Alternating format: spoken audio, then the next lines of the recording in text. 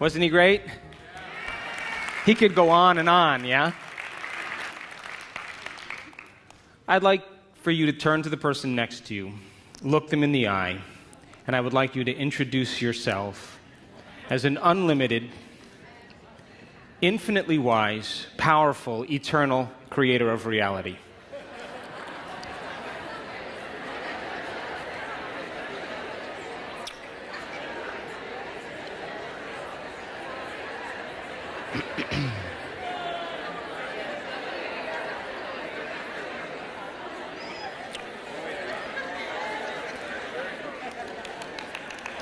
Now, I'd like for you to tell the person next to you that you're no longer going to pretend to be limited, fearful, confused, unhappy, or unworthy anymore. Because we pretend that, you know.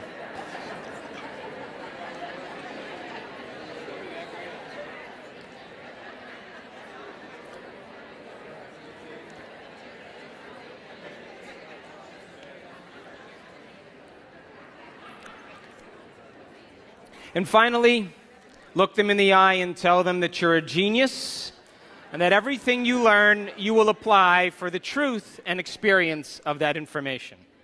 Come on, you could do this.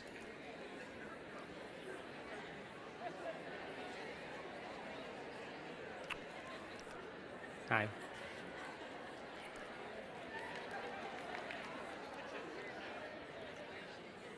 It was 1986, and I was in a triathlon in Palm Springs, California, and I was on the biking portion of the race, and I was coming up to this turn, and I was going to negotiate a turn, and there were two cyclists on the corner, and I was locked in on the police officer who was standing on the corner like this.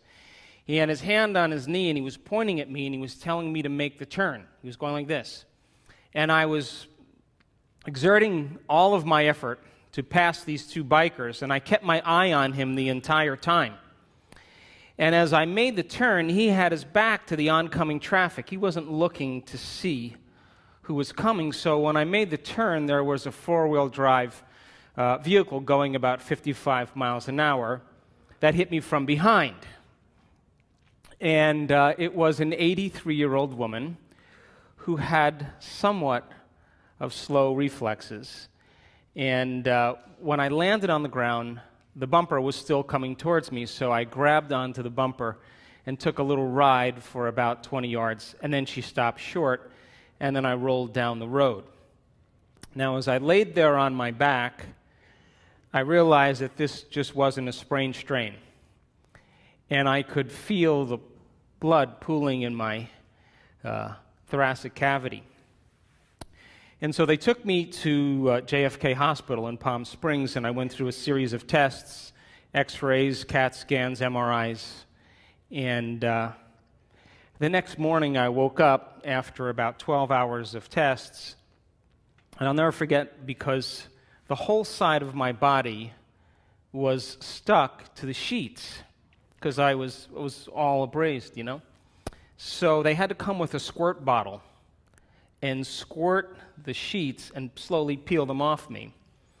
And the doctor came in, he put up the side view of my x-rays, and he said, listen, you have multiple compression fractures of your thoracic spine. You have 6 broken vertebrae. One of the vertebrae is more than 60% collapsed, and the arch that contains the spinal cord broke like a pretzel, so I had pressure on my spinal cord. Now, when you take blocks of vertebrae or columns of vertebrae and you compress them, when you land on your butt, the bone fragments, the volume of the bones compresses, but the volume has to go somewhere. So in my case, it went back on my spinal cord, and T8, T9, T10, T11, T12, and L1 were all broken. Now, the T8 vertebrae was more than 60% collapsed, and that's where the neural arch was broken. And so he came in and he said, listen, you know, the typical surgery for this is a Harrington rod surgery. And what they do with Harrington rod surgeries is they cut off the back parts of your vertebrae, like they saw them off, and then they put in these long stainless steel rods. In my case, they were over 12 inches long, from the base of my neck to the base of my spine. And then after they screw them in to stabilize the fracture and pull the fragments off the cord, then they cut a little piece off your hip and then they paste it over the top. Now, if I had seen an x-ray of a person or a CAT scan or an MRI of a person with my condition, I probably would have recommended surgery. But this was me. And I couldn't rush off immediately and just agree to having that type of aggressive procedure done on me. So the next day, the chief neurosurgeon from the hospital came in and paid me a visit, and he said, look, you don't really have much choice. You need Harrington rod surgery. Your neural arch is broken. You have bone fragments on your cord. You have some neurological compromise, you know, you have a lot of problems going on here, and we need to do something right away. If you don't have the surgery, you probably won't walk again. So I said, well, does anybody not have the surgery? He said, in my 26 years of doing surgery, I've never seen anybody go against this recommendation. So I decided after that it would be a good idea to return back to San Diego where I lived. And so an ambulance came and took me back to Scripps Hospital. And when I arrived at Scripps Hospital, the medical director of Scripps Hospital was the perfect picture of the physician that your mother would love. He had the salt and pepper hair and the mustache and the lab coat, and he had the stethoscope around his neck. And he just walked in and he locked eyes with me and he said, we have to get you on the operating table right now. And then he said, if it was my son, he would be in there. And he was so credible and so confident that I wanted to believe him. But I said, whoa, I'm just not ready to make that decision right away. And of course, he was very convincing and very aggressive, and he said, if you don't make the decision within 2 days, your bones are going to naturally start to heal to the best of their ability. Bone, fragments and strings of calcium are going to begin to interlock, and your bones are going to start mending. And if you decide to have the surgery after that point, we're going to have to cut you open from the front and the back and do a radical surgery, and the mortality rate is pretty high. And he left. Now, I don't know about any of you, but I think that the worst of human suffering has a lot to do with indecision. And I laid there on the bed that day, wrestling with what I knew intellectually in spinal biomechanics, and wrestling with what my heart was telling me. I was a 24-year-old kid at the time. I was living a great life in Southern California, and all of a sudden my life came to a stop. And you know when you're in trouble in your life, when the people around you that are your friends, I had friends that were medical doctors, chiropractors, naturopaths. I had psychotherapists that were my friends, doctors of Oriental medicine. They were all around my bedside.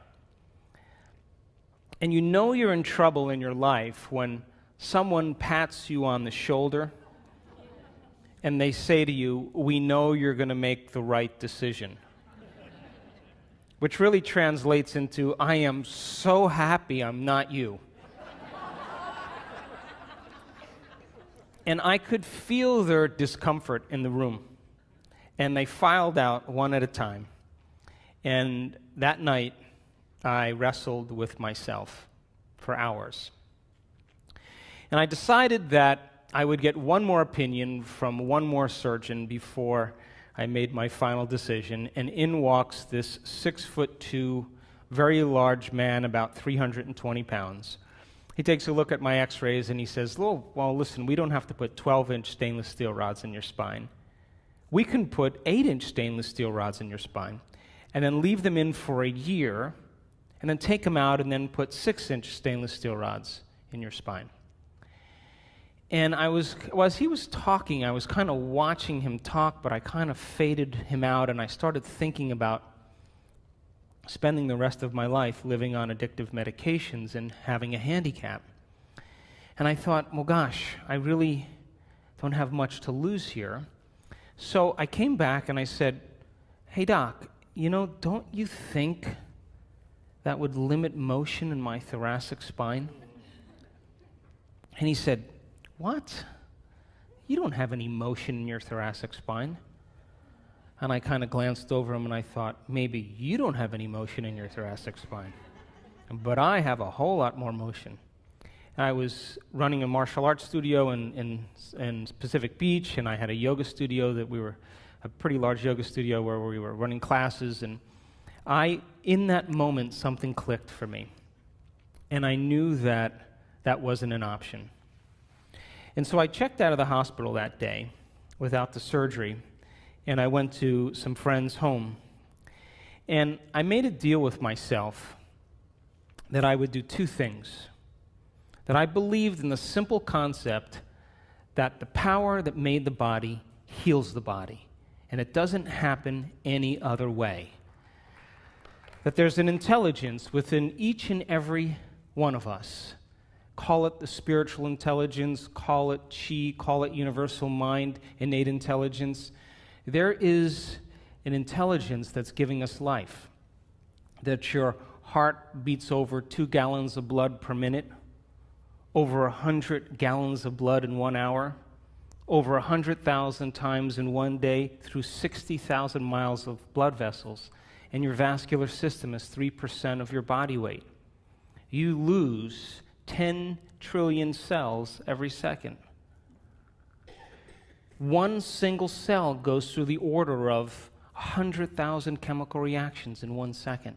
Now multiply that by the 70 or 50 trillion cells that make up your body. So I realized I wasn't going anywhere. I wasn't doing anything. I was laying face down, and I wasn't moving. And I made a deal with myself that if this intelligence was real, I was going to begin to develop a relationship with it, to begin to interact with it, to begin to give it a plan, a template, a design of exactly what I wanted. And if it was a consciousness, and consciousness is awareness, and awareness is paying attention, noticing, so if it's paying attention to me, I'm going to give it a very clear picture. And I'm going to give it a picture that's unpolluted. And I'm going to be completely present with it. Now, when you're present with somebody, they usually know, right? If you're present with your children or your spouse or in a relationship, when you're present with someone, it means you're paying attention and they know that you're present. But you know when someone's not present with you, yes?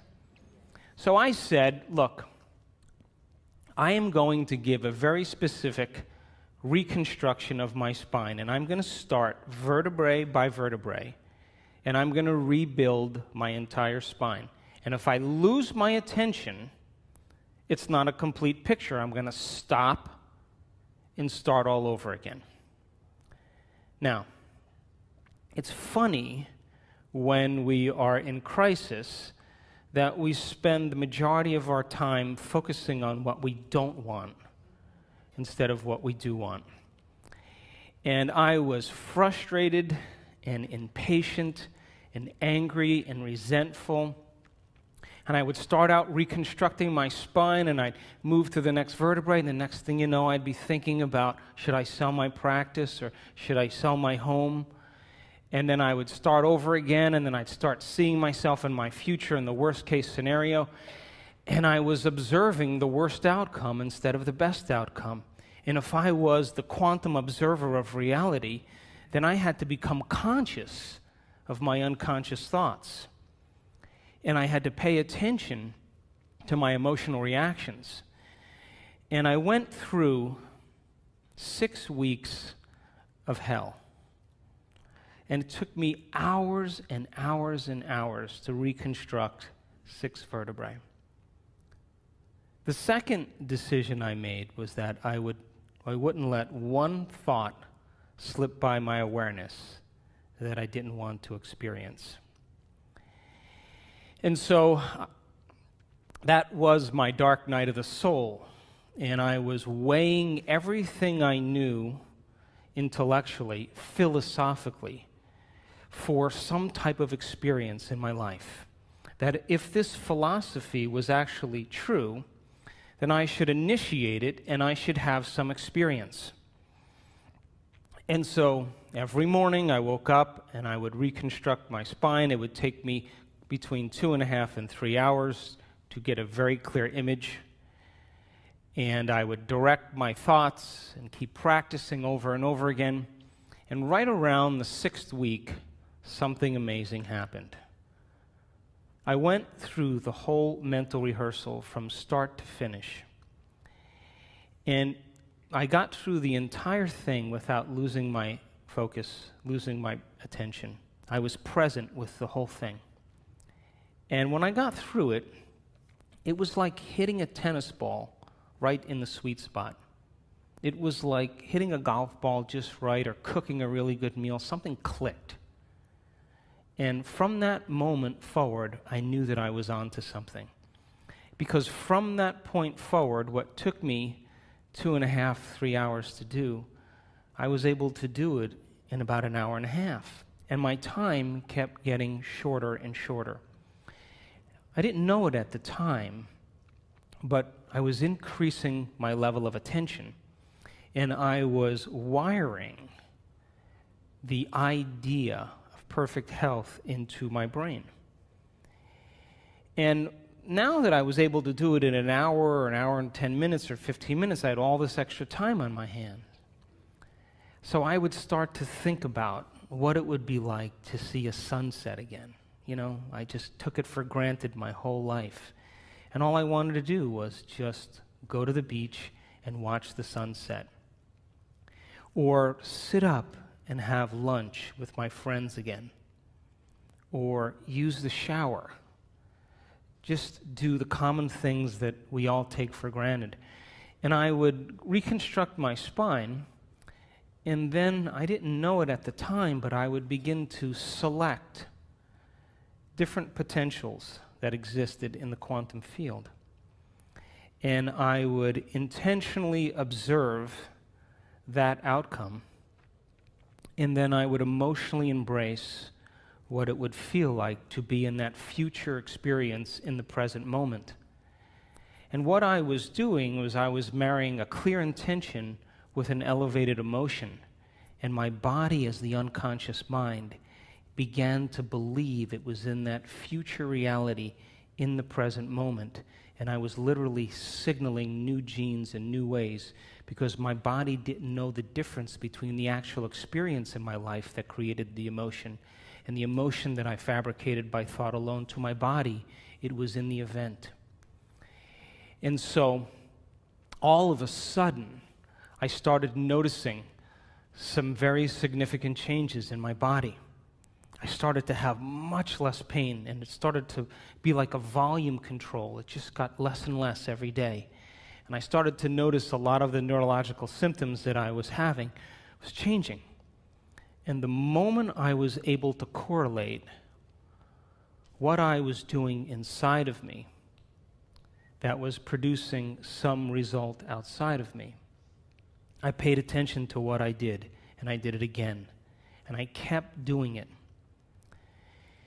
Right around the 10th week after my accident, they told me a few weeks before that they were going to cast me from my chin to my hips in a brace, and that if I was ever able to walk or sit up, I would have to wear this brace because the weight of my body would cause the vertebrae to collapse and I would be paralyzed. And anyway, I woke up at 10.5 weeks, and I don't know how else to describe this, but I woke up that morning and I knew that was the day I was going to stand up.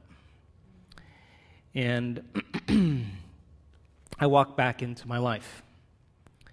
And at 11, 12 weeks, I was back in my office. I was training again in a very short amount of time. And in that time of those 3 months where I was being initiated into something, I made a deal with myself. And that was, if I was ever able to walk again, I would spend the rest of my life studying these concepts. And it's interesting for us as human beings, Greg has said it time and time again this morning, that in order for us to wake up, we need a wake-up call. And for me, that was my wake-up call.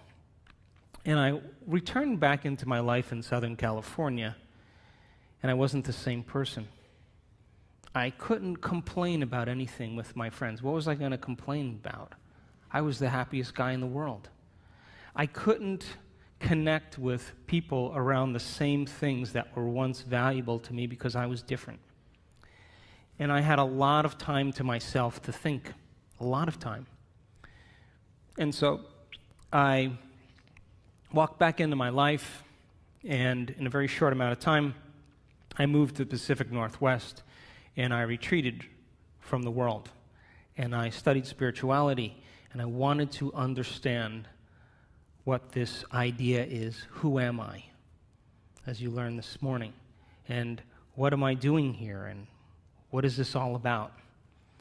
And got very, very passionate about science. And as I said this morning when we started, science to me is the contemporary language of mysticism. The moment you start talking about tradition or culture, or you talk about religion, you divide an audience, but science tends to unify a community. And if it's explained in a simple way, then it empowers people about themselves and to begin to come out of their resting state and apply it to see if you could have the experience of that philosophy so you can understand the truth or the wisdom behind it. And so after a period of time, I started getting very antsy, and I wanted to see if there were other people around the world that were sick or diseased in some way, and if they were treating conventionally or unconventionally, if they got better all of a sudden. And I wanted to know what the cause was that produced that effect. So I traveled to about 17 different countries, and I interviewed people that were diagnosed with cancer and diabetes and heart conditions and rare genetic disorders that medical science had no solution for, lupus and MS. And all of a sudden, these people had a very quick change in their health. And I wanted to know the correlation between the cause and the effect. And I started writing my first book called Evolve Your Brain, The Science of Changing Your Mind. And I was very passionate about the neuroscience of what people did in their mind.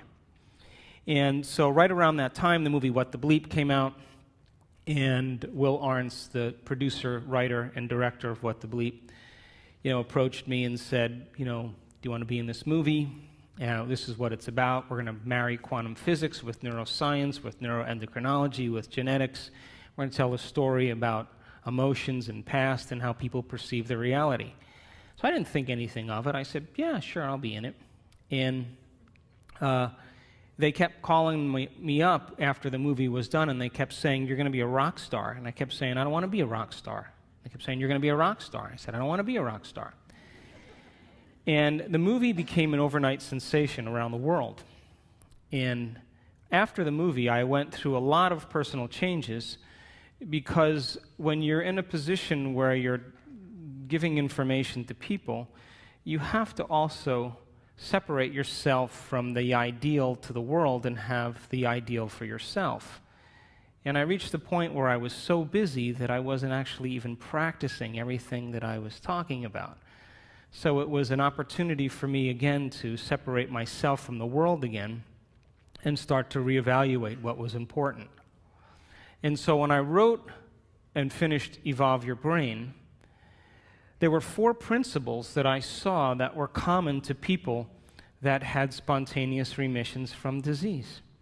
And the first one, of course, was that every single person that I interviewed absolutely knew and understood that there was an intelligence that was giving them life that they had to connect with, that they had to interact with and develop a two-way relationship with, that there is some unseen force, this power within us that's giving us life, and that they took time out of their busy day to begin to interact with it, to give it a plan and a template, and then open their heart and surrender it to a greater mind and ask it to resolve it in a way that was right for them.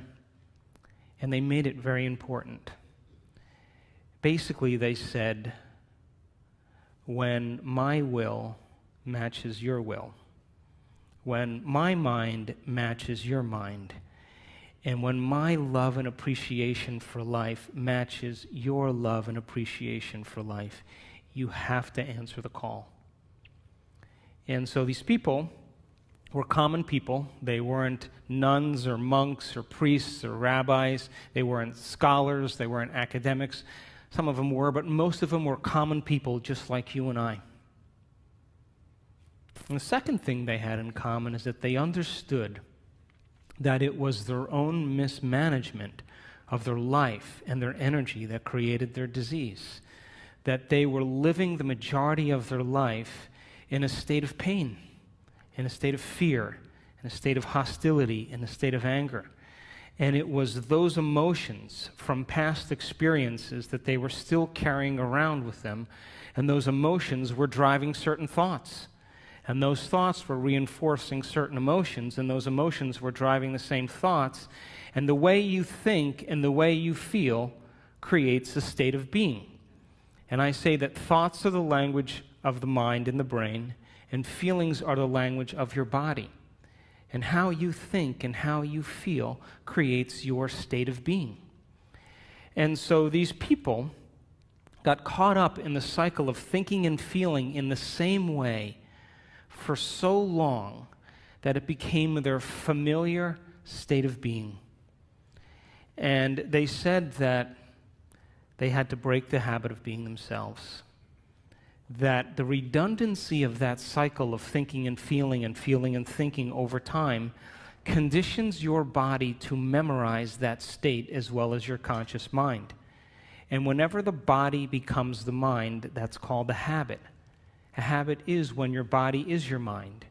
Now, 95% of who you are by the time you're 35 years old is a set of memorized behaviors and emotional reactions, beliefs and perceptions that function just like a subconscious computer program. So when people get about the business of change, and they're going to use 5% of their conscious mind to go against 95% of what they've memorized subconsciously, for the most part, the moment the person has a stray thought or reacts to something in their environment, they return back to the same self, and the program begins to run again. So if a habit is when the body becomes the mind, then to truly change then is to be greater than your body, to be greater than the emotional memories and addictions and habits and behaviors that keep us restrained to the same self. Now, what I learned from these people is that when we go from the old self to the new self, we have to cross this river of change.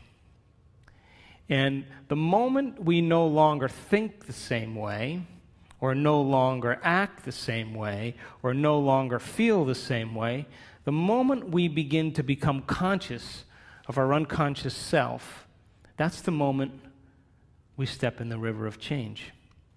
And the moment we step in that river of change, we no longer feel like ourselves any longer. And for most people, the moment you don't feel like yourself, your body, which has become the mind, sends a signal back to the brain to cause you to think equal to the way you've been feeling for the last 20 years. And so when we break that chemical continuity, the body as the mind wants us to return back to that familiar state of being. And if we listen to those thoughts as if they're true, those thoughts will always lead lead to the same choices. The same choices will always lead to the same behaviors. The same behaviors will always create the same experiences, and the same experiences will create the same emotions, and those same emotions will drive the same feelings, and the person will say, "This feels right." But in fact, it just feels familiar. Now, when we go from the old self to the new self, there is a biological, neurological, chemical, genetic death of the old self. There is a biological withering, breakdown of the old self that's connected to a feeling. And when you begin to understand that crossing the river of change, you're not going to feel like yourself any longer, and the body is going to go through its own breaking of addictions emotionally, then the best way then to predict in this place, this void, this unknown, is to create a new self. And these people actually began to do something amazing. They began to reinvent a new self. That's the third thing they understood, that they had to begin to think differently. Now, we think 60 to 70,000 thoughts in one day. Out of those 60 to 70,000 thoughts that we think in one day, 90% of those thoughts are the same thoughts as the day before. So the same thoughts will always lead to the same choices, yes? Same choices will always create the same behaviors. The same behaviors will create the same experiences, and the same experiences will always create the same emotions, and those same emotions will drive the same thoughts, and that's called a personality. And your personality creates your personal reality. That's it. And your personality is made up of how you think, how you act, and how you feel. So the present personality who's sitting here today has created their present personal reality called their life. Which means then, if you wanted to create a new personal reality, then you would have to start to think about what you've been thinking about, yes? And change it, yes? And you would have to begin to pay attention to those habits and behaviors and become conscious of them, yes? And then you would have to look at the emotions that you've memorized that keep you connected to the past and ask yourself, are these emotions loving to me? And so I realized that most people try to create a new personal reality as the same personality, and it doesn't work. We literally have to become somebody else. So then you would have to agree with me then that all this information that you're learning today would inspire new thoughts, yes? And new thoughts should lead to new choices, yes? And new choices should lead to new behaviors. And new behaviors should lead to new experiences. And then new experiences should create new emotions, yes? And new emotions should inspire new thoughts, and that's called evolution, yes? So then those emotions that Greg was talking about this morning, the majority of people in the Western world spend the majority of their life living by the hormones of stress. Now, stress is when your body's knocked out of homeostasis. The stress response is what your body innately does to return itself back to order. That's the first definition of resilience. Now, you have three types of stress. You have physical stress, like an injury, an accident, a fall, a trauma. You have chemical stress, like viruses and bacteria and blood sugar levels and heavy metals and hormones and foods and hangovers. And then you have emotional stress, right? Traffic jams and internet connections and second mortgages and single parenting and 401ks. And each one of those things knocks your brain and body out of balance. And all organisms in nature can tolerate short-term stress. If the deer gets chased by a pack of coyotes, if the deer outruns the coyotes, 15 minutes later it goes back to grazing and the stress is over. Human beings are different. We can turn on the stress response just by thought alone. You can begin to think about some future worst-case scenario, and because the privilege of human beings is that we can make thought more real than anything else, we can focus on that possibility to the exclusion of everything else. And you can knock your body out of physiological balance just by thought alone, and your body, as the unconscious mind, believes it's in that experience in the present moment. And we can unfold past bitter memories that are tattooed in the recesses of our gray matter, and like magic, we bring them to life, and in that moment, it's real. And so the hormones of stress long-term push the genetic buttons that create disease, and no organism can tolerate living in emergency mode for extended periods of time. So then think about this. You can turn on the stress response just by thought alone. How many people have done that? You've done that? It's called being human, right? And we know that the hormones of stress dysregulate and downregulate genes that create disease. So that means then your thoughts can make you sick. So here's my question. If your thoughts can make you sick, can your thoughts make you well? I'm talking to the right audience. So then, the hormones of stress, though, give the body and brain a rush of energy. And it's like a narcotic. It becomes a drug. And people become very addicted to the adrenaline and the stress hormones. And they use the problems and conditions in their life to reaffirm their emotional addiction so they can remember who they think they are. The bad relationship, the bad job, the terrible circumstances, all of that is in place because the person needs that to reaffirm their emotional addiction. Because God forbid they couldn't feel anything. So then if the hormones of stress become like a narcotic, and you can turn on the stress response just by thought alone, then we could become addicted to our own thoughts. How many people are still with me? So then if you become addicted to your own thoughts when it comes time to change, then you can understand then, just like an addict, the moment you're no longer thinking certain thoughts that are making certain chemicals for you to feel a certain way, and those feelings drive the same thoughts. You know, like if you have an insecure thought, you begin to feel insecure, right? Come on. And the moment you feel insecure, you're going to think more insecure thoughts, yes? And if you keep doing that for 20 or 30 years, it's going to feel pretty familiar, yeah? And then you're going to say, I am insecure. Well, whenever you say, I am anything, what you're saying is you're commanding your mind and body towards a destiny. So if the body has been conditioned to the mind of insecurity, don't you think then the moment you're no longer going to think insecure thoughts and fire and wire those circuits in your brain and then produce the blend of chemicals for you to feel that way, don't you know your body is going to do what? It's going to look back up at your brain and say, hey, I modified my receptor sites for you. We've been doing this for 20 years. I'm counting on those chemicals coming. Now you're just going to stop? And it's going to start sending signals back to the brain. And the hardest part about change is not making the same choice as you did the day before. And so these people understood that their 20 years of hatred, or their 30 years of anger, or their 15 years of fear or insecurity was the very reason that they were sick.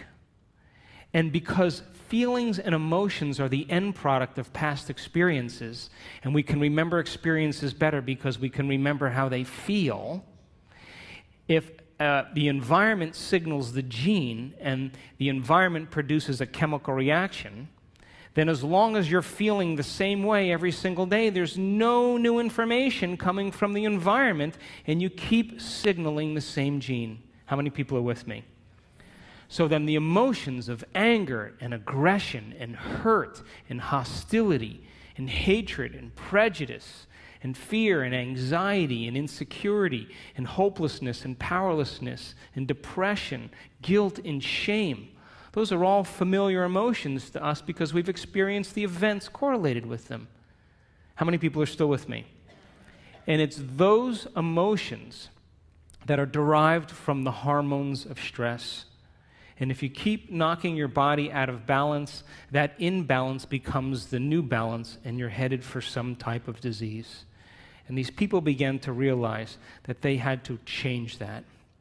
And when we react to something or someone in our life, there's always a change in our chemical state. We're altered in some way. And if you don't know how to control your emotional reaction to that event in your life, and that chemical refractory period continues for hours or days, that's called a mood. What's wrong with you? I'm in a mood. Oh, really? Why? Thought you'd never ask. Well, this thing happened to me 5 days ago, and I'm living by the same emotional reaction. Now, if you keep that refractory period going on for weeks or months, that's called a temperament. Why is he so angry? I don't know. Why are you so angry? Well, this experience happened to me 9 months ago, and I'm living by the same emotional reaction. One long refractory period. And if you keep it going on for years on end, that's called a personality trait. And most people wear their emotions layer by layer, and they believe that's who they are. And there was an article in Scientific American just 2 months ago that scientists said that 50% of what you say about your past is not true. Because you're not the same person. You make up stuff. And so then, if feelings and emotions are the end product of past experiences, now stay with me. Did Greg say we need to think differently? Yes? So how many people in this audience believe that the way you think has something to do with your life? You do, yes? Okay, so feelings and emotions are the end product of past experiences, yes? You can remember experiences better because you can remember how they feel, yes? So then, if you can't think greater than how you feel, or feelings have become the means of thinking, are you thinking in the future or are you thinking in the past? And as long as you're thinking in the past, what are you creating more of? Quantum model of reality still applies. And so, if you're feeling the same way every single day, then according to our biological model, it means nothing new is happening in your life. Is that right? Because how many potentials exist in the quantum field? How many? So with every new experience, there should be a pretty good emotion, right? You should feel overjoyed or in awe and wonder or excited or inspired or in gratitude or appreciation, an elevated emotion. But living by those same familiar emotions means nothing new is happening in your life, and the body as the unconscious mind, as long as we're living in the same familiar feelings, is believing it's in the same past experience 24 hours a day, 7 days a week, 365 days a year. And if the body's become the mind of that emotion, then the body literally is living in the past. And we can't create a new future holding on to the emotions of the past. So these people began to realize that no one or nothing was worth it, and that the hormones of stress endorse the ego for us to become selfish. Because when an animal is threatened by something in its external environment, the job of the organism in emergency and survival is to take care of the self. And we identify the self as a body in the environment and in time. When the zebra is being chased by the lion, she's only concerned about 3 things. Her body, like I better take care of this, so I better put my attention on it. The environment, where am I going to go? And how much time do I have to get there? And when you and I live by the cocktail of those stress hormones, we obsess about our bodies, our hairstyle, our face, our weight, our problems, things in our environment, things we have, things we don't have, and we obsess about time. But that's not who you are. Because as long as you're living by the hormones of stress, you're living as a materialist. Because the hormones of stress cause us to believe that the outer world is more real than the inner world. And those hormones absolutely make us feel separate from possibility. Why? Because when you're being chased by a lion, it's not time to create. It's not time to trust. It's not time to learn. It's time for emergency. So the majority of people in the Western world spend the majority of their time preparing themselves for the worst-case scenario and protecting themselves from it. They're basically trying to predict the future from the past. And when we get it right, you know what we say, right? You need to hang out with me. See how smart I am? But what happens when it doesn't happen? That's called anxiety. That's called neurosis. It's called insomnia.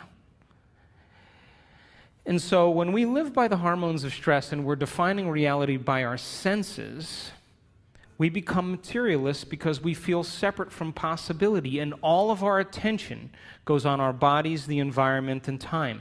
Another way to say that is, from a quantum perspective, the atom is 99.9999% energy and information, and we're putting all of our attention on the particle, and we're missing out on possibility.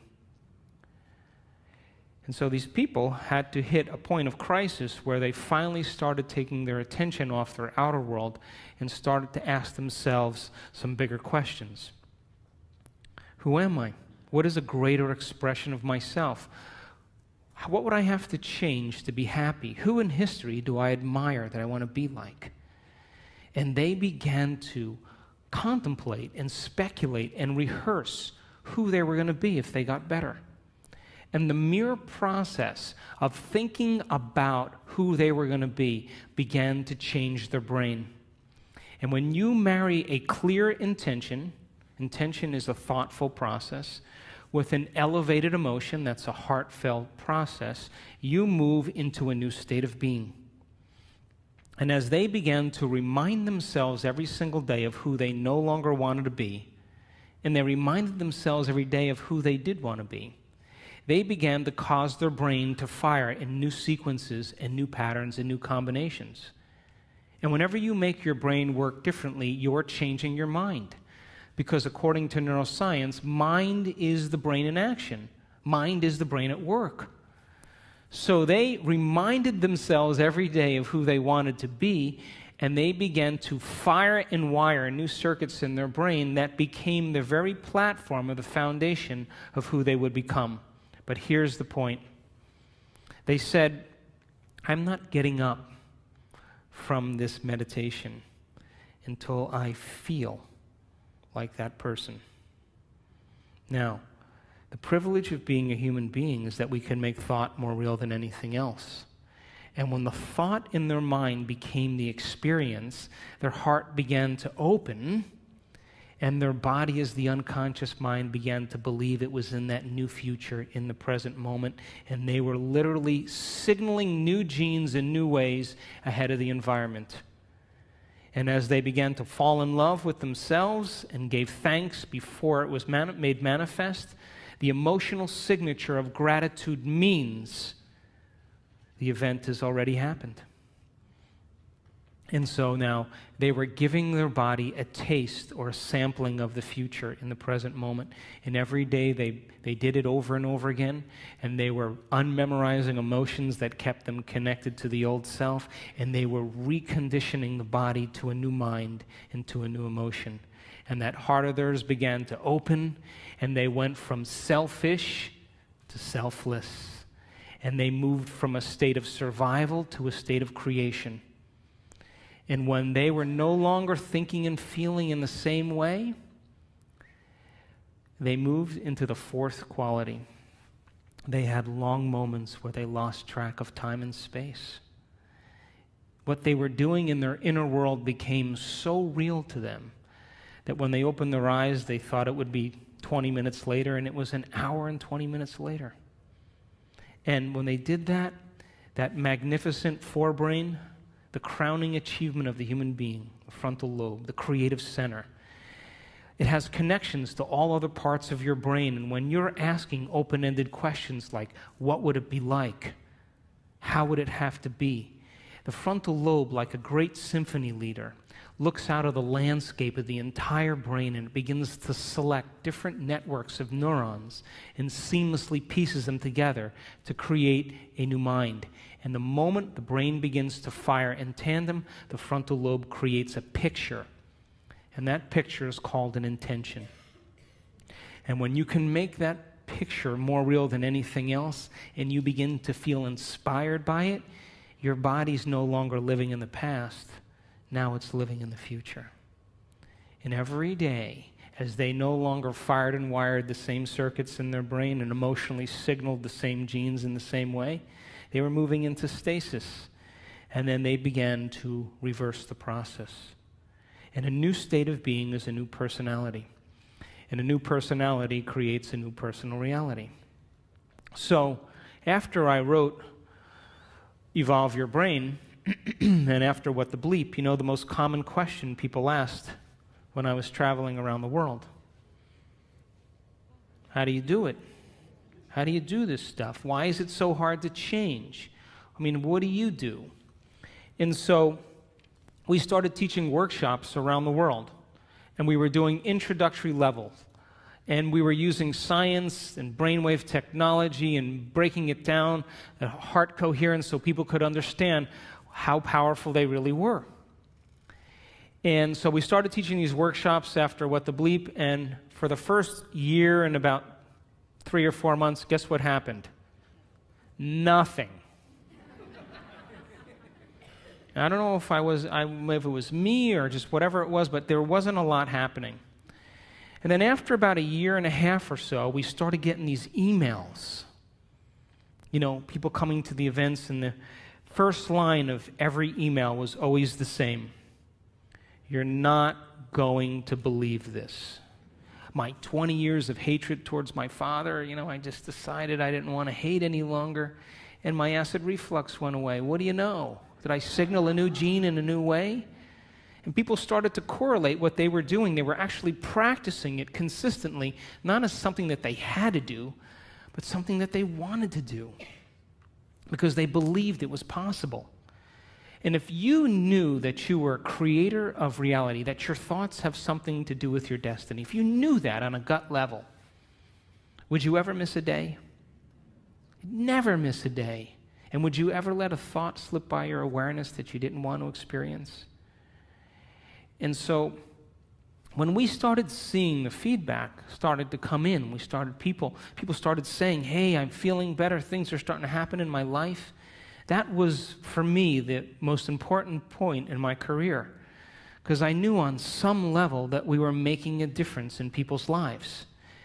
And so people around the world started sending in these wonderful emails, and I just was doing these in level 1 intensive workshops, and then after I'd finished the workshop, people would say, can we do another one? I'd be like, okay, we'll do another one. So we did like these level 2s, and then after level 2, someone said, can you do a level 3? And I said, okay, we'll do a level 3. Then after level 3, someone said, can you do another one? I said, I don't think I know anything else. But we kept doing them. I kept learning, and we were in Seattle a couple years ago, and we did a progressive workshop. And there was a lady with MS whose wheelchair, her motorized wheelchair, broke down. And she came anyway. And by the end of that event, she was walking across the room, unassisted, with no limp, and the motor functions in her leg came back. Now, I have to tell you, I was more surprised than anybody. Because now I knew that we were signaling new genes in new ways in real time. That, I mean, we could talk about genes forever, but your genes are a library of potential. They're a library of possibility. They're a parts list. And when you begin to do something differently, when you begin to think something differently, when you begin to experience something differently, when you begin to emotionally embrace something differently, you're literally changing your genetic expression. And when you turn on new genes or activate new genes, those genes turn on to make new proteins. So then, people were literally turning the genes off or down-regulating the genes that had to do with their disease and up-regulating new genes right in their meditation, and their body began to change before our eyes. We did another event then, a few months later, and another lady with MS was dancing around the front of the room. Now, there's a scientific part of me that I just couldn't overlook this. And I became very, very passionate about this idea called information to transformation. And I said that if it's happening in real time, people are doing amazing things, common people just like you give them information, really profound information that has to do with the truth of the way reality really is. And you begin to have them share that information where they can repeat it. They're wiring it in their brain. Would you agree? If you can repeat something, it's in there, yes? The latest research that was done by Kandel, the Nobel Prize laureate, he said that when you learn a new bit of information, you double the connections in your brain in certain areas from about 1,300 to 2,600 new connections. As a matter of fact, every time you learn something new, you're making a new connection in there. That's what learning is. So he saw that you increase the number of connections in your brain just by learning a few bits of information, but if you don't revisit that information and review it, those connections prune apart within hours, within days. So it's important then for students to be able to learn the information and then repeat it. And then that information, then there should be some instruction, and to demystify it so that they can understand that they can have a new experience. And that new experience should produce some type of transformation. And if it's happening in real time, we should measure that transformation in our seminars. And if we can measure that transformation and begin to interpret it, synthesize it, all of that information then that we've measured is more information to teach transformation better. And if people continue to transform and we measure it, that's more information to teach transformation, and we begin to close the gap between knowledge and experience. How many people are with me? So this year, in February, we did our first advanced workshop, and we had people from all over the world come, and it was in Carefree, Arizona. And I brought in a team of technicians and neuroscientists, and we brought in a physicist from St. Petersburg, and I wanted to begin to measure transformation. And we measured the energy field of the room, because everybody says, oh, wow, the energy was really great in the room. Well, I wanted to see if there were physical changes taking place in the room. I wanted to measure the energy field around people's body. That if photons become excited and you begin to experience elevated emotions, emotions are just energy. And as Greg talked about, the coherence that's created from an elevated emotion broadcasts a signal into the field that is, feet to meters wide. And then if we could measure all of those things and we can consistently have people retreat from their life for 4 days to no longer return back to the same environment that reminds them of who they think they are. So for 4 days, people retreated from their world. And we started at 6 in the morning, and we went till around 6 or 7 at night. And these people were passionate about transformation. And we recorded amazing things. And I'm going to show you some of those pictures after we take a break.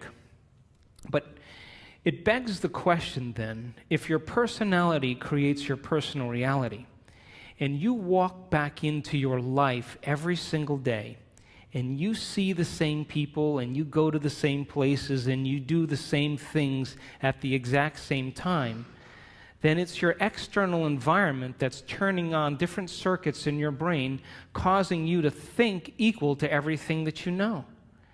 And as long as your same environment reminds you of who you are, and you're thinking equal to your environment, then your personal reality is creating your personality.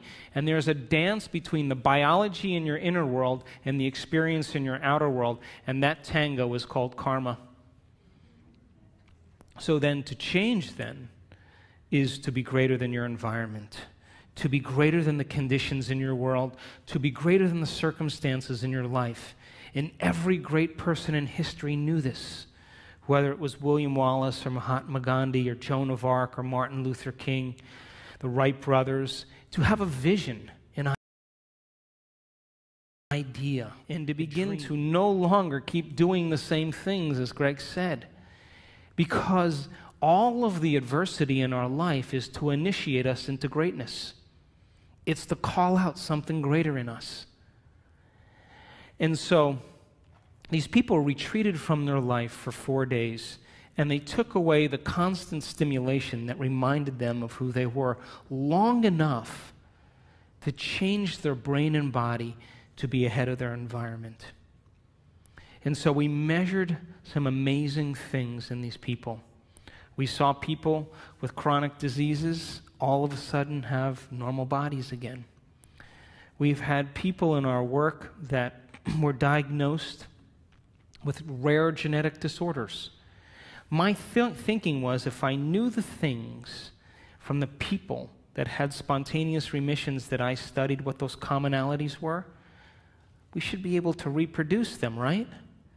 So that's why we developed the model of transformation in our workshops. I just did what people already knew how to do and just used the science to explain it.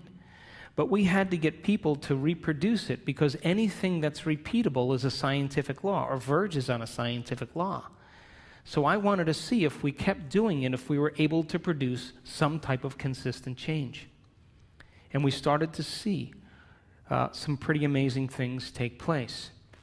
We did a second event in July of this year, and we partnered with HeartMath Institute, and people wore the monitors for 24 hours, and we were measuring heart coherence with brain coherence.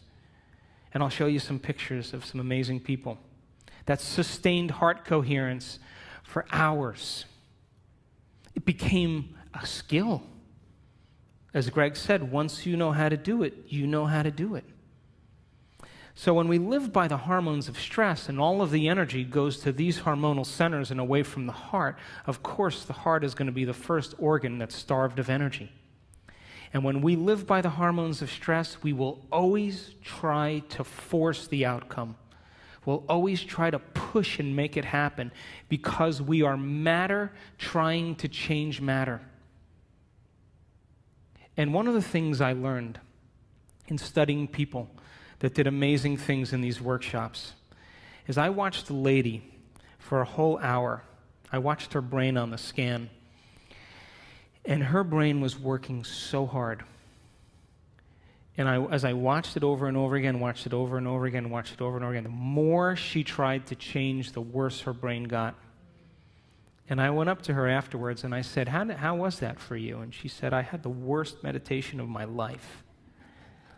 And something clicked in me in that moment, and I knew that most of us, we try to use our brain to change our brain.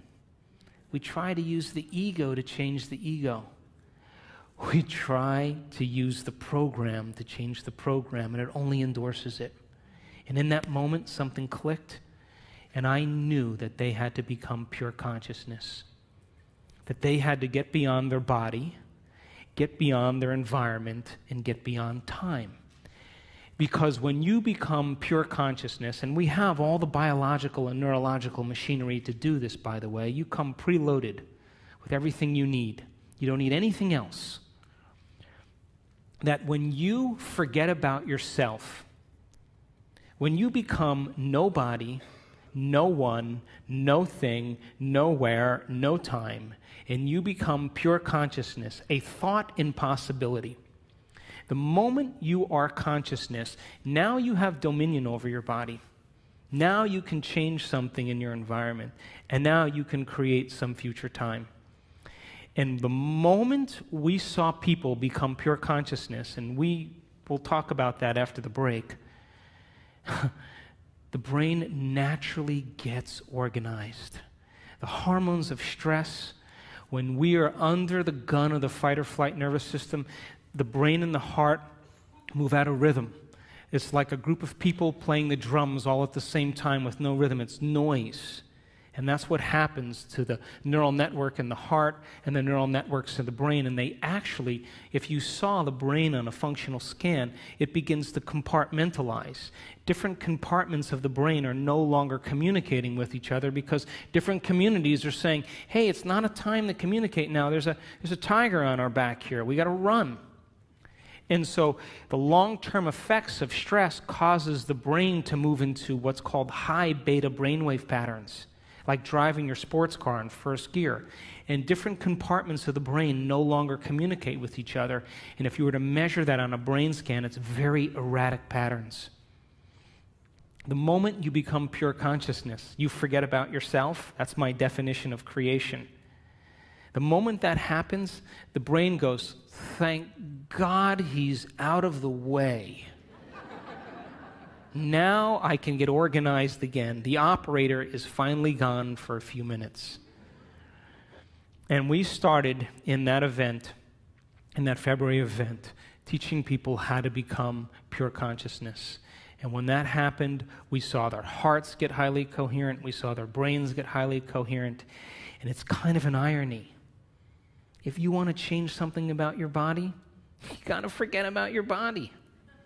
You want to change something, problem in your life, you got to forget about your life. You want to create some future time, you have to forget about time.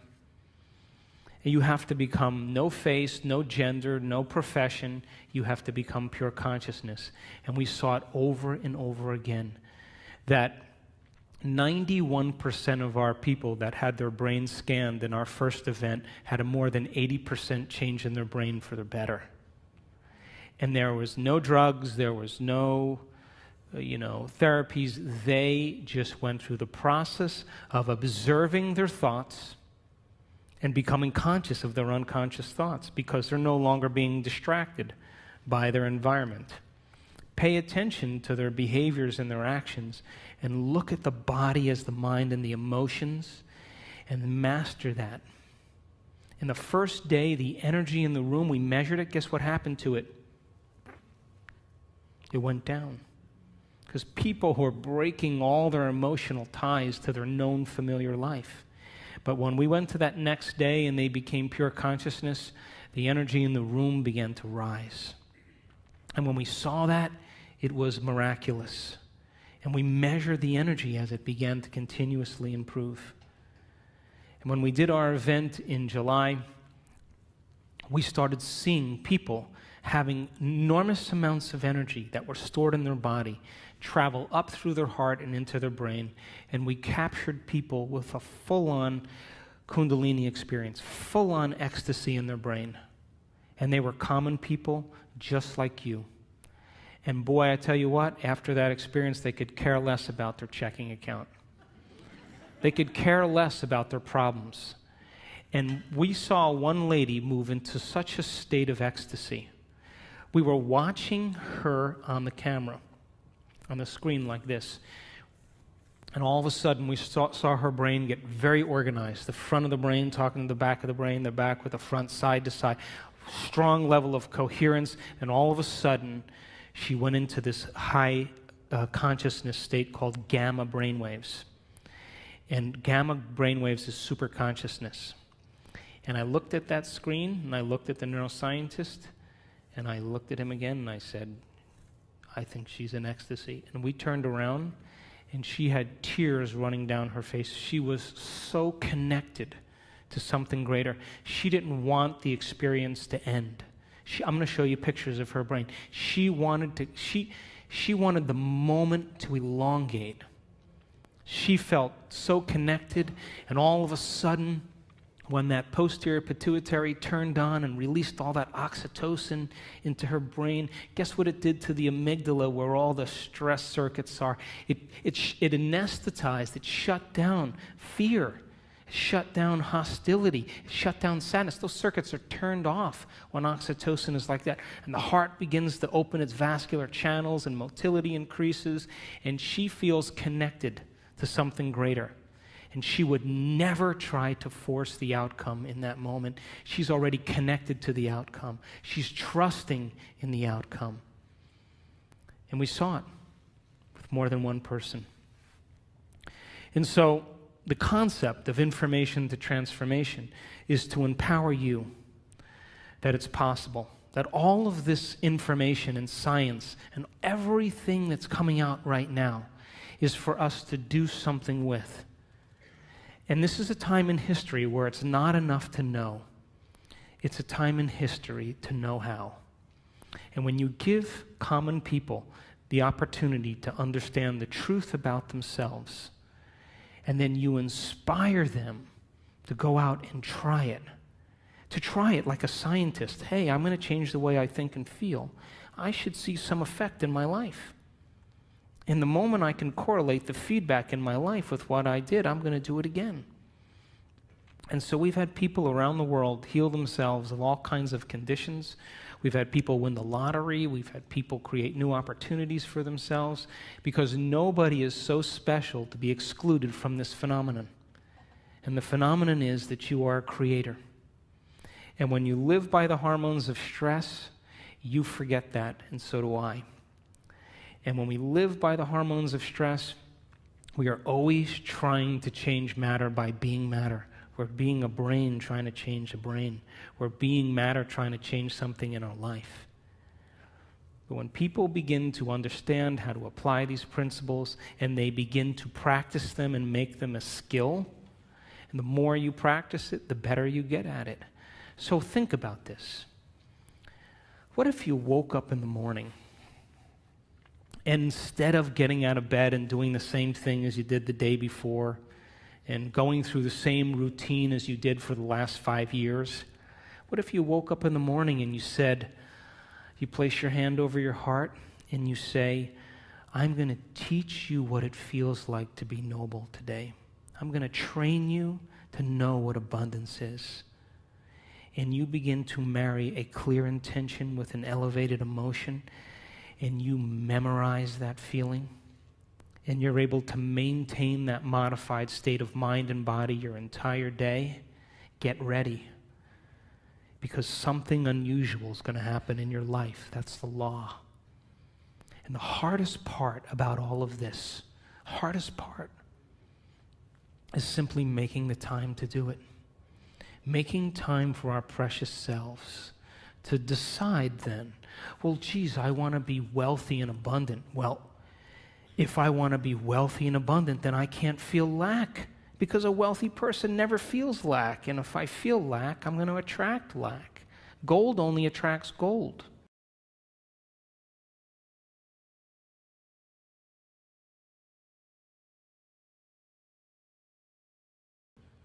Lead doesn't attract gold.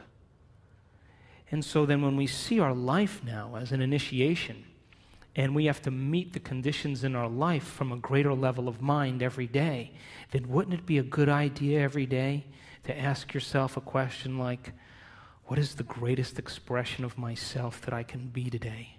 One lifetime today. Can I demonstrate love? Can I be patient?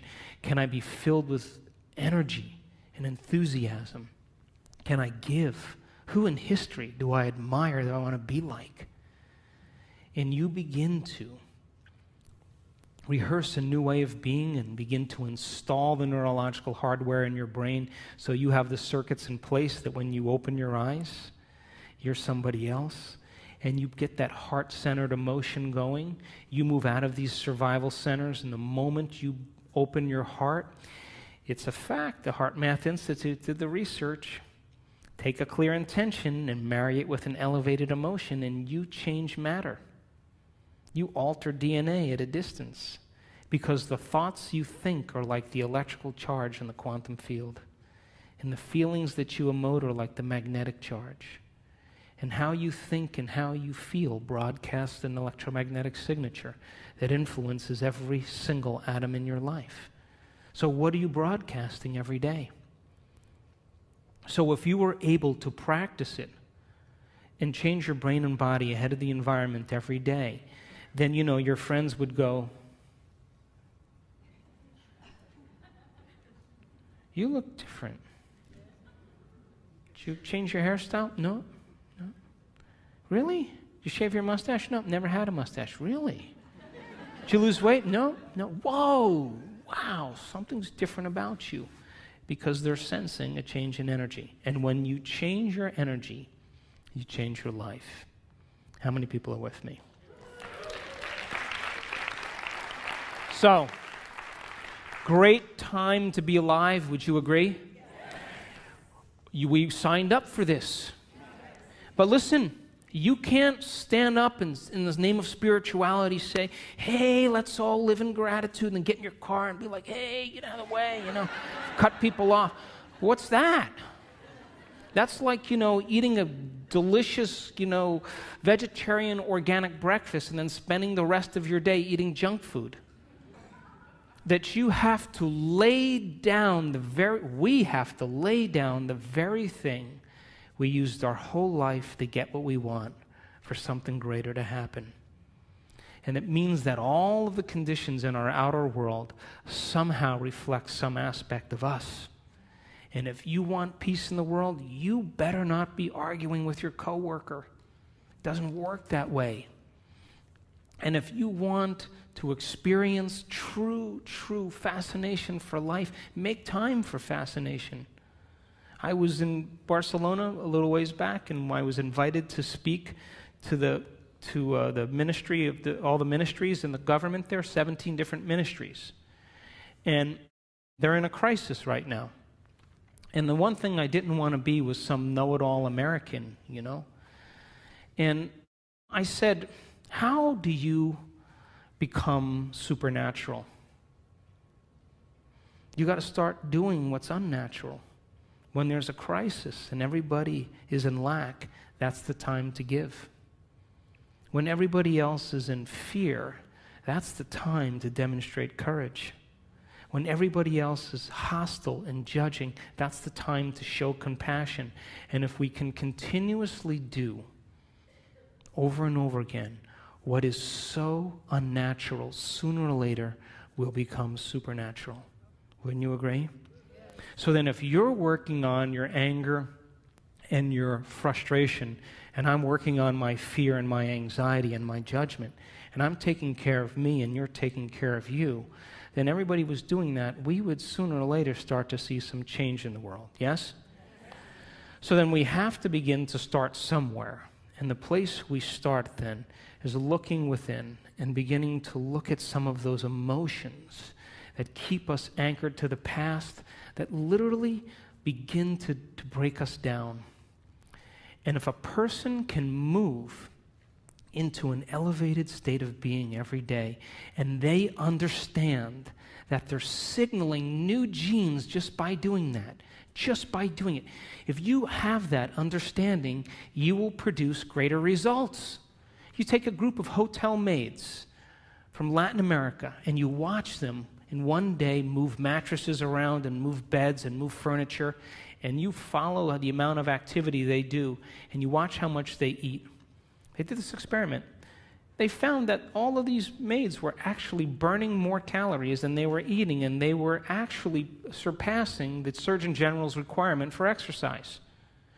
So they divided the maids in two categories, and they told the one group of maids, hey, you know what? Exercise is really good for your heart. You know what it does? Not only is it good for your heart, but it also lowers your body fat index, and it shrinks your waist, and gave them all these benefits of exercise. 1 month later, guess what happened?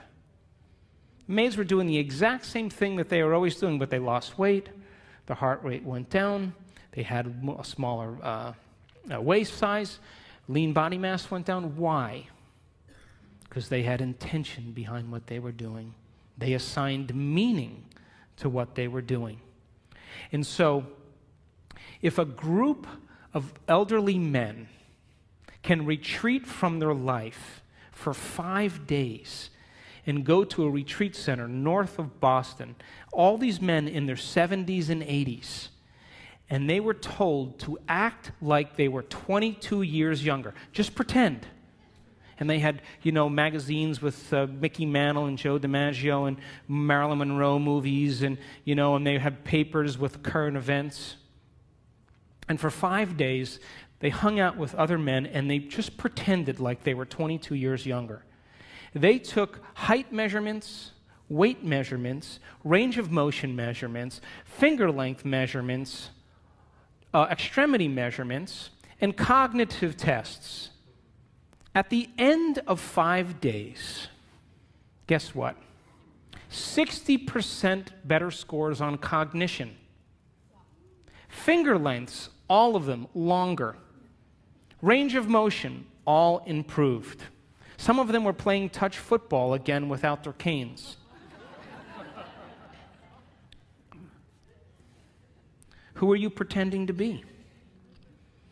Because if you can begin to understand that when you begin to change your state of being, that a thought begins to activate new neural networks in your brain. New neural networks in your brain begin to fire and wire to create a hologram or a picture.